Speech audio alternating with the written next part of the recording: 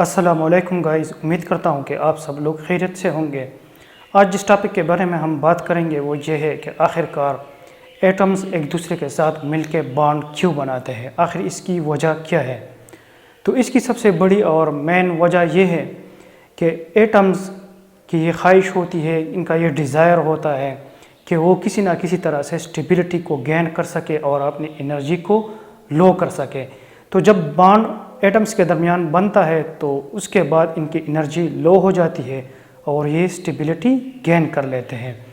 देखिए, कायनात में जितनी भी चीज़ें हैं, चाहे वो लिविंग थिंग्स हो चाहे वो नॉन लिविंग थिंग्स हो, सबकी ये ख्वाहिश होती है और सबकी ये डिज़ायर होती है कि वो किसी ना किसी तरीके से अपने एनर्जी को लो कर सके और स्टेबिलिटी को गेन कर सके। तो exactly in the same way इसी तरह एटम्स बिहेव करते हैं। ये आपस में एक दूसरे के साथ मिलकर बॉन्ड बना लेते हैं और इसके बाद इनकी एनर्जी कम हो जाती है। तो चलिए अब हम डिफरेंट तरीक़ों को डिस्कस कर लेते हैं जिनके ज़रिए एटम्स स्टेबिलिटी को गेन कर लेते हैं। तो सबसे पहले हम आयनिक बॉन्ड को डिस्कस करेंगे। सोडियम और क्लोरीन के दरमियान जो आयनिक बॉन्ड बनता है उसको डिस्कस करेंगे। उसके बाद हम एक कोवेलेंट बॉन्ड को डिस्कस कर लेंगे जिसके ज़रिए एटम्स स्टेबिलिटी गेन कर लेते हैं।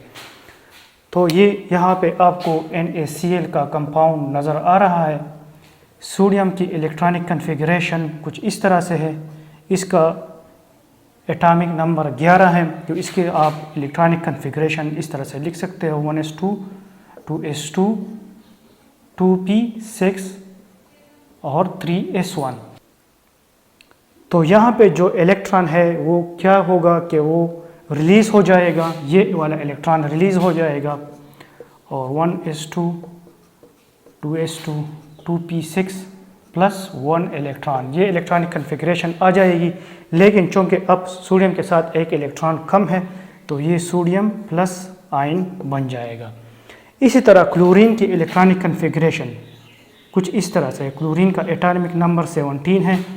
इसको आप इस तरह से लिख सकते हो। इसकी electronic configuration 1s2 2s2 2p6 3s2 3p5।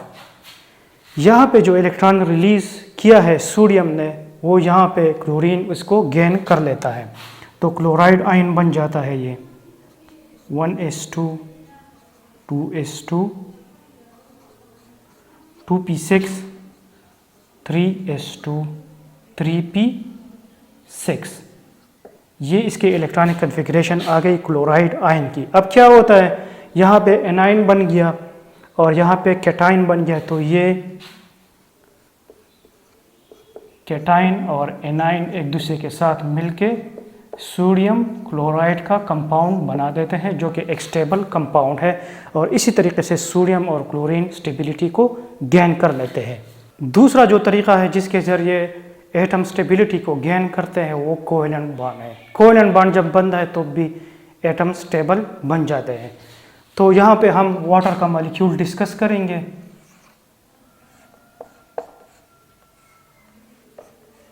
ये वाटर का मॉलिक्यूल है। ऑक्सीजन का एटॉमिक नंबर 8 है।